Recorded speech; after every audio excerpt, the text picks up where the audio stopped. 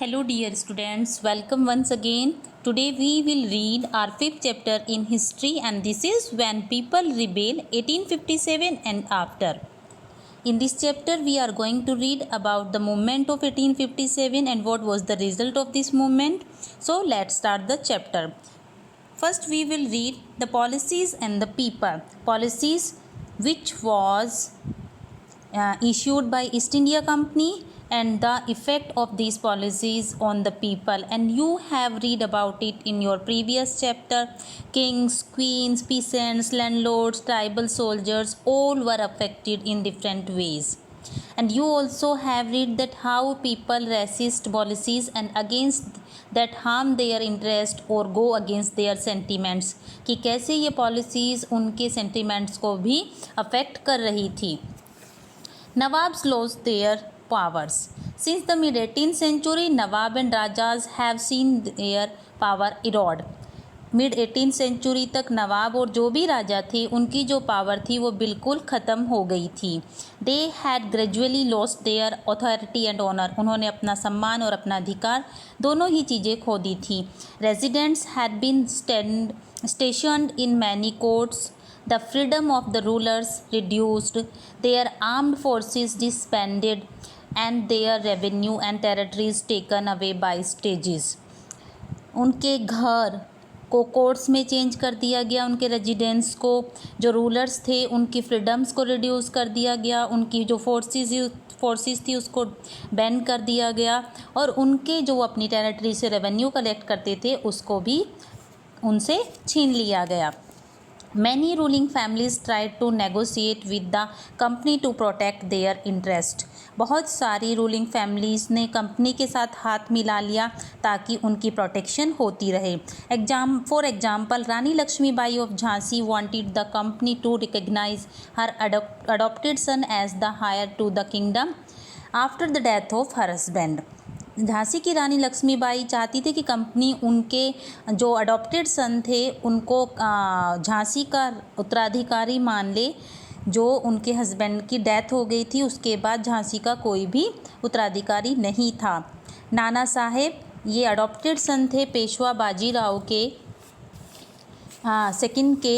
इन्होंने भी, इनके फादर ने को भी बाद में डेथ के बाद इनको पेंशन पे छोड़ दिया गया. However the company confident of its superiority and military powers turned down these pleas. यहाँ कंपनी ने क्या किया, अपनी ताकत की वजह से, अपनी मिलिट्री पावर की वजह से इन जगहों को हड़प लिया. Awadh was one of the last territory to be annexed. Awadh सबसे लास्ट टेरिटरी थी जिसको ब्रिटिशर्स ने अपने अंडर में किया. इन 1801 a subsidiary alliance was imposed on Awadh. 1801 में अवध के ऊपर सब्सिडरी अलायंस लगाया गया and in 1856 it was taken over. और 1856 में इसको ब्रिटिशर्स ने पूरा अपने अंडर में कर लिया. Governor general Dalhousie declare that the territory was being misgoverned and British rule was needed to ensure proper administration.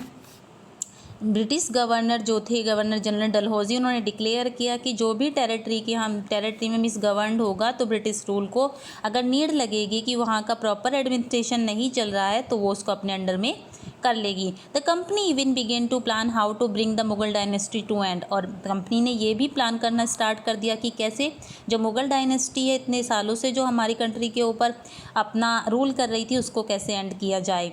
The name of the Mughal king was removed from the coins minted by the company. Company ने coins के ऊपर से Mughal king के नाम को remove कर दिया. 1849 में गवर्नर जनरल डलहौजी ने अनाउंस किया that after the death of Bahadur Shah Zafar the family of king would be shifted out of the Red Fort and given another place in Delhi to reside it. Governor general Dalhousie ने announce किया कि Bahadur Shah Zafar who was the last Mughal emperor, उनकी death के बाद उनकी family को red fort से shift कर दिया जाएगा और किसी दूसरी जगह पर दिल्ली में उनको रहना पड़ेगा. इन 1856 governor general Canning decide that Bahadur Shah Zafar would be the last Mughal emperor and after his death none of his descendants would be recognized as kings. They would just be called princes. Governor general Canning ने decide किया कि बहादुर शाह जफर के बाद कोई भी Mughal emperor नहीं होगा। He was the last Mughal emperor, और उनके डेथ के बाद उनके किसी भी उत्तराधिकारी को एज ए किंग रिकग्नाइज नहीं किया जाएगा, बल्कि उन्हें प्रिंस कह के बुलाया जाएगा। Now our next point is the peasant and the sepoys. Peasant means farmers और जो सिपॉय मीन्स सोल्जर्स। अब now we will discuss about the peasants and the sepoys. In the countryside, peasants and jamidars resented the high taxes and the rigid method of revenue collection. पूरे देश में जो किसान और जमींदार थे उनसे हाई टैक्सेस वसूल किए जाते थे, और जो ये रेवेन्यू का मेथड था ये बहुत ज़्यादा ख़राब था, बहुत ज़्यादा कठोर था। Many fail to pay back their loans to the money lenders and gradually lost the land they had tilled from generation. और बहुत सारे लोग जो पीढ़ियों से अपनी जिस ज़मीन पर वो खेती करते आ रहे थे, जब वो अपना मनी लैंडर्स को जो लोन लिया था उसको बैक नहीं कर पाते थे, उसको पे नहीं कर पाते तो मनी लैंडर उनकी ज़मीन को उनकी लैंड को उनसे छीन लेते थे। The Indian sepoy in the employ of the company also had reasons for discontent. और इस तरह की जो असंतोष था वो इंडियन सिपॉयज़ में भी था जो कंपनी के अंडर में काम कर रहे थे। They were unhappy about their pay, allowances and condition of service. वे लोग भी उन्हें जो सैलरी मिलती थी या फिर उन्हें जो अलाउंसेस मिलते थे या फिर जो सर्विस की जो कंडीशंस थी वे भी उससे अनसेटिस्फाइड थे। Some of the new rules, moreover, violated their religious sensibilities and belief. कुछ जो नए रूल्स आए वो उनकी religious sensibilities और उनके beliefs को भी violate कर रहे थे। Did you know that in those days many people in the country believed that if they crossed the sea they would lose their religion and caste? क्या आप जानते हैं कि उन दिनों में लोगों का क्या मानना था? लोगों का ये बिलीव था कि अगर आप किसी सी को या ओशन को आप क्रॉस करते हैं तो आपका रिलीजन और कास्ट आपके ख़राब हो जाते हैं। So when in 1824 the sepoy were told to go to Burma by the sea route to fight the company, every refused to follow the order, though they agreed to go by the land route. और जैसे ही 1824 में सिपाहीज़ को, soldiers को Burma जाने के लिए बोला गया सी रूट से कंपनी की तरफ से फ़ाइट करने के लिए, उन्होंने रिफ्यूज़ कर दिया और वो सी रूट की बजाय लैंड रूट से जाने के लिए एग्री हुए। दे वर सेवरली पनिश्ड, उन्हें पनिश किया गया। And since the issue did not die down, और ये मरने जीने की कंडीशन हो गई थी 1857 में कि कंपनी ने एक नया लॉ पास किया और उसमें ये स्टेट किया कि कोई भी न्यू पर्सन जो कंपनी का एम्प्लॉय बनेगा, कंपनी की आर्मी में एम्प्लॉयमेंट करेगा, उसे ओवरसीज़ के लिए एग्री करना ही पड़ेगा अगर कभी भी रिक्वायरमेंट होती है ऐसी, यानी कि उसे समुद्र के रास्ते से ही जाना होगा। Sepoys also reacted that what was happening in the countryside. Many of them were peasants and had families living in the villages. बहुत सारे सिपाही जो किसान फैमिली से बिलोंग करते थे, जिनकी फैमिली विलेजेस में रहती थी। So the anger of the pheasant quickly septate among the sepoy. इस तरह से जो किसानों का, जो पीसेंट्स का जो एंगर था, जो क्रोध था, वो सिपाही तक में भी फैल गया। Now what was the response to reform? The British believe that Indian society had to be reformed. जो ब्रिटिशर्स थे उनका मानना था कि इंडियन सोसाइटी के अंदर, भारतीय समाज के अंदर रिफॉर्म की, सुधार की बहुत ज़्यादा ज़रूरत है। Laws were passed to stop the practice of sati and to encourage the remarriage of widow. बहुत सारे कानून बनाए गए जिसमें सती प्रथा को रोका गया और एनकरेज किया गया रीमैरिज को, विडोज़ की। English language education was actively promoted. After 1830 the company allowed Christian missionaries to function freely in its domain and even on land and property. In 1850, a new law was passed to make conversion to Christianity easier. 1850 के अंदर एक नया law आया जिसमें Christianity में conversion को और easy बना दिया गया। This law allowed an Indian who had converted to Christianity to inherit the property of his ancestors. और इस लॉ के अकॉर्डिंग अगर कोई इंडियन अपने रिलीजन को कन्वर्ट करता है, वो क्रिश्चियनिटी में कन्वर्ट कराता है, तो उसकी जो प्रॉपर्टी है जो उसे उसके पूर्वजों से मिली है, एंसेस्टर से मिली है, वो उसके ही नाम रहेगी। Many Indians begin to feel that the British were destroying their religion, their social customs and their traditional way of life. बहुत सारे इंडियंस ने ये फील करना स्टार्ट कर दिया गया था कि ब्रिटिशर्स उनके रिलीजन को डिस्ट्रॉय कर रहे हैं, उनके सोशल कस्टम्स को डिस्ट्रॉय कर रहे हैं, और उनका जो ट्रेडिशनल वे है लाइफ को जीने का उसको भी डिस्ट्रॉय कर रहे हैं। There were of course other Indians who wanted to change exciting social practices, but कुछ ऐसे भी इंडियंस थे जो चाहते थे कि हमारे समाज के अंदर जो भी बुरी चीज़ें हैं, जो बैड प्रैक्टिसेस हैं, वो बंद हो जाए। And you will read about these things in chapter 7. Our next point is through the eyes of the our next point is a mutiny become a popular rebellion. एक म्यूटिनी, एक सिपाही, mutiny means होता है when soldiers as a group disobey their officers in the army. Mutiny means जब soldiers का एक group अपने army के अंदर अपने ऑफिसर्स का डिसोबे करे, उसकी बात को ना माने, दैट इज़ कॉल्ड म्यूटिनी। कैसे एक म्यूटिनी एक पॉपुलर रिबेलियन में चेंज हो गई? Through struggles between rulers and ruled are not unusual. Sometimes such struggles became quite widespread as a popular resistance so that the power of the state breaks down. ये जो struggle है rulers का के बीच में, ये rule करने का ये अनयूजुअल नहीं है। कभी कभी ये स्ट्रगल बहुत बुरे तरीके से फैल जाते हैं, पॉपुलर हो जाते हैं, और जो ताकत होती है उस टाइम की, उस जगह की, वो इसकी वजह से ख़त्म हो जाती है। A very large number of people begin to believe that they have a common enemy and rise up against the enemy at the same time. बहुत बड़ी संख्या में लोगों ने ये मानना स्टार्ट कर दिया था कि उन सब का जो दुश्मन है वो एक ही है, और उन सब के खिलाफ, उस दुश्मन के खिलाफ उनको खड़ा होने का टाइम आ गया है। For such a situation to develop people have to organise, communicate, take initiative and display the confidence to turn the situation around. और इस तरह से जो सिचुएशन पैदा हुई उसमें लोगों ने आपस में बातचीत करना, ऑर्गेनाइज होना स्टार्ट कर दिया, और कॉन्फिडेंस के साथ वो इस सिचुएशन से लड़ने के लिए तैयार हो गई। Such a situation developed in the northern parts of India in 1857, और इसी तरह की कुछ सिचुएशन इंडिया के नदर्न पार्ट्स में 1857 में डेवलप हो गई। After 100 years of conquest and administration, the English East India Company faced a massive rebellion that started in May 1857 and threatened the company very presence in India.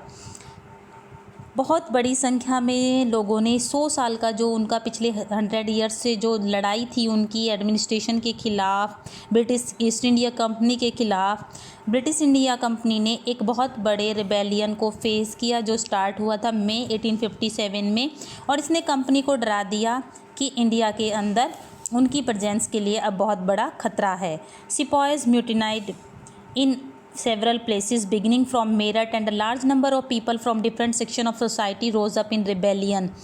जो soldiers थे, जो army में थे, British army में थे, उन्होंने अपने officers को डिसोबे करना शुरू कर दिया। बहुत सारी जगह पर ऐसा स्टार्ट हो गया, मेरठ से लेके और भी बहुत सारी जगह पर, अलग अलग जगह पर सोसाइटी के अंदर इस तरह के रिबेलियंस स्टार्ट हो गए। Some regards its as the biggest armed resistance to colonialism in the 19th century anywhere in the world. कुछ तो इसलिए थे कि इतनी बड़ी आर्मी को रेजिस्टेंस करना, कॉलोनी बनाना 19th सेंचुरी में दुनिया में कहीं भी नहीं ऐसा हो रहा था। फिर इंडिया को ही क्यों ब्रिटिशर्स ने अपने अंडर में किया हुआ था। और next point is from Meerut to Delhi. कैसे ये जो रिबेलियन था ये मेरठ से लेके दिल्ली तक कैसे पूरा स्प्रेड हो गया। On 29 March 1857 a young soldier Mangal Pandey was hang to death for attacking his officers in Barrackpore. 29 March 1857 में एक सोल्जर्स थे जिनका नाम मंगल पांडे था, उनको डेथ की पनिशमेंट मिली क्योंकि उन्होंने बैरकपुर के अंदर अपने ऑफिसर्स पर अटैक किया था। Some days later some sipahi of the regiment at Meerut refuse to do the army drill using the new cartilage. कुछ सोल्जर्स ने मेरठ के अंदर, मेरठ रेजिमेंट के अंदर रिफ्यूज़ कर दिया था आर्मी के अंदर जो न्यू कार्टिलेज आया था उसका यूज़ करने से, which were suspected to being coated with the fat of cows. उनका मानना, उनको सस्पेक्ट था कि इसके ऊपर काऊ के फैट को कोट किया गया है और पिग के फैट को भी कोट किया गया है. It is related to their religious beliefs. 85 सिपाही were dismissed from the service and sentenced to 10 years in the jail for disobeying their officers. 85 सिपाही को उनकी नौकरी से निकाल दिया गया और उनमें से बहुत सारे उन लोगों को 10 साल की जेल की सज़ा सुनाई गई क्योंकि उन्होंने अपने ऑफिसर्स को डिसओबे किया था. दिस हैपेंड ऑन 9 मई 1857 और ये 9 मई 1857 को हुई ये चीज़ें. The response of the other Indian soldiers in Meerut was quite extraordinary. और जो दूसरे इंडियन सोल्जर्स का मेरठ के अंदर रिस्पॉन्स था वो बहुत ज़्यादा एक्स्ट्राऑर्डिनरी था. ऑन 10 मार्च यानी कि इस इंसिडेंट के 9 मई 1857 को जो इंसिडेंट हुआ था उसके नेक्स्ट डे 10 मार्च को the soldiers march to the jail in Meerut and release the imprisoned सिपाही.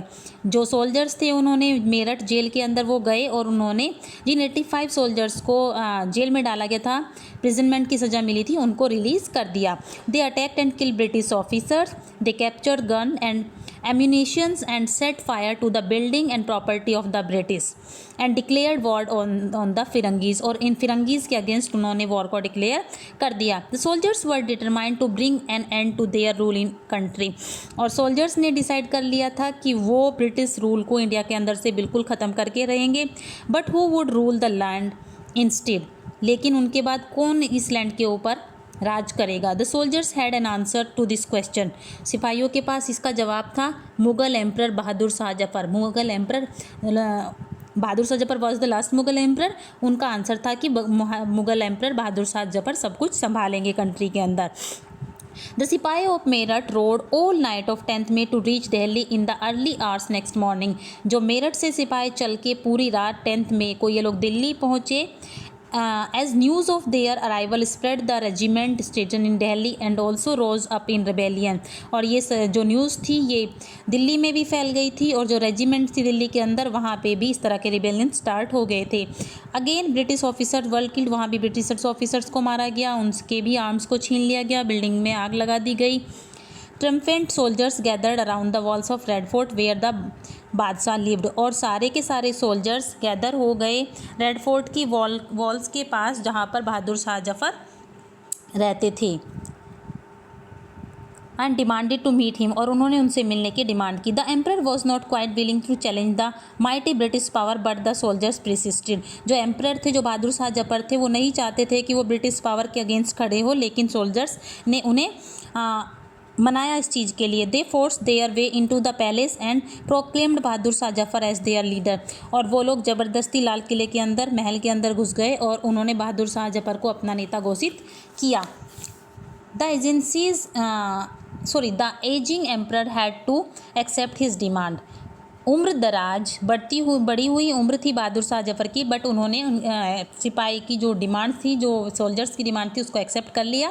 ही wrote a letter to all the chiefs and rulers of the country to came forward and organise a confederacy on Indian state to fight the British. और उन्होंने letter लिखे जो भी chief थे, जो rulers थे उस टाइम पूरी कंट्री के अंदर, उन्हें कि आइए और मिलकर हम सब इस भारतीय स्टेट के लिए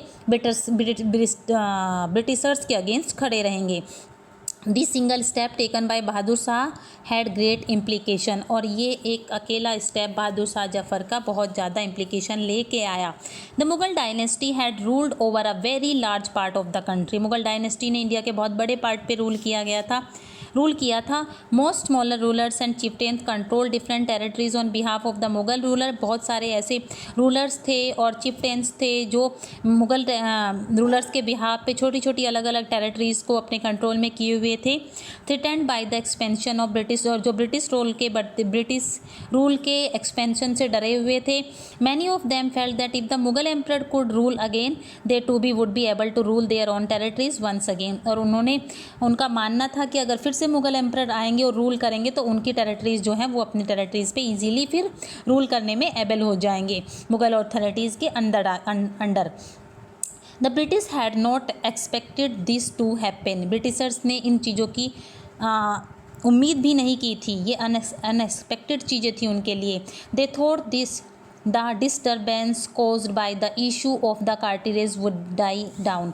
उनका मानना था कि ये जो सब चीज़ें हुई है, ये जो उन्होंने कार्टिलेज यूज़ करने के लिए बोला था, जिसपे पिग और काऊ का के फैट को कोटेड किया हुआ था, फैट से कोटेड किया हुआ था, ये सब सारी चीज़ें उसकी वजह से हुई है। But Bahadur Shah Zafar decision to bless the rebellion change the entire situation dramatically. लेकिन बहादुर शाह जफर ने एज ए लीडर जब डिसीजन लिया तो सारे रिबेलियंस उनके अंडर में आ गए और सिचुएशन चेंज हो गई। Often when people see an alternative possibility they feel inspired and enthused. It gives them the courage, hope and confidence to act. और अधिकतर लोगों ने उन्हें पॉसिबल लगने लगा, पॉसिबिलिटी फील होने लगी, वो इससे इंस्पायर हुए, लोगों के अंदर उमंग भर गई कि अब उनके अंदर जो नया साहस, उम्मीद और विश्वास आया है, इससे वो अंग्रेज़ों के खिलाफ खड़े हो सकते हैं, लड़ सकते हैं। और next point is the rebellion spread. कैसे ये रिबेलियन पूरी कंट्री के अंदर फैल गया, कैसे सारी चीज़ें बढ़ती चली गई। We will discuss about this point in our next video. Thank you.